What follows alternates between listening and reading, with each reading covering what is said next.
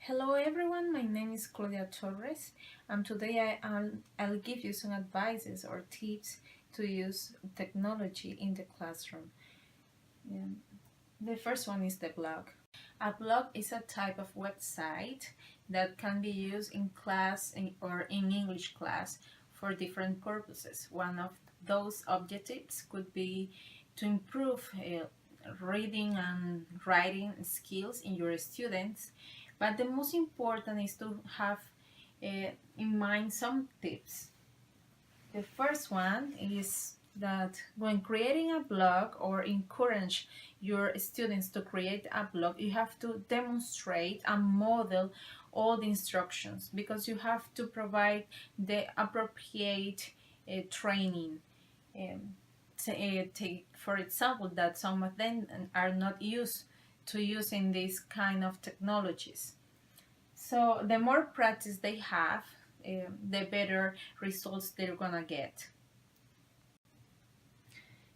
When creating a blog, if you as a teacher are going to post activities or readings, you have to take into account the English level or levels that your students may have, because some of them could find readings very difficult, so you have to take into account to set different strategies or readings and activities for each kind of student you have.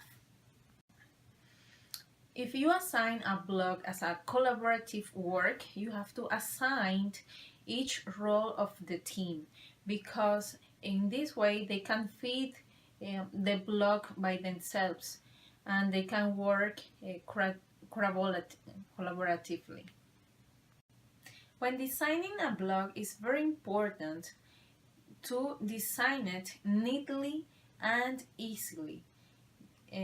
Take for example that the layout of the whole website needs to be clear and easy to serve.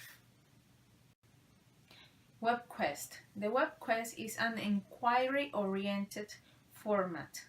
So through this lesson format, students will find first an introduction about the topic, then they will find a task to practice, and they can also find some resources through links to go to another websites, and then they will have an evaluation, and finally they will have like a conclusion of the whole topic and an instant feedback.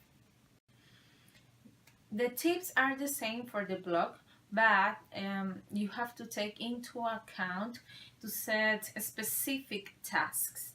I mean, you have to give clear instructions and that can be easy to follow. You can also design the web quest according to the levels of your students to provide the appropriate scaffolding to set the goals step by step. So in that way they can follow step by step the instructions and they will do all the activities in order to get the best results during the evaluation. When necessary, you can promote collaborative working to make easy the problem solving of these web quests. Okay. The next one is the wikis. The wikis are also called Web 2.0 because allows the interaction between two or more people through the web. So if you are in a forum or if you are in a blog, you can make comments on your partner's articles or contributions. So this is very important because you can receive and you can give feedback to your tutor, to your partners, and from them. And there are also some tips that you have to follow to take advantage of this tool.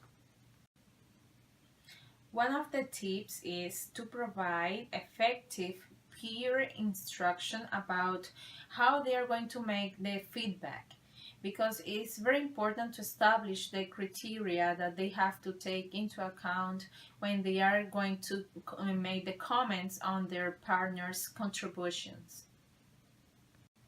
Set an etiquette to provide the rules to interact between pupils.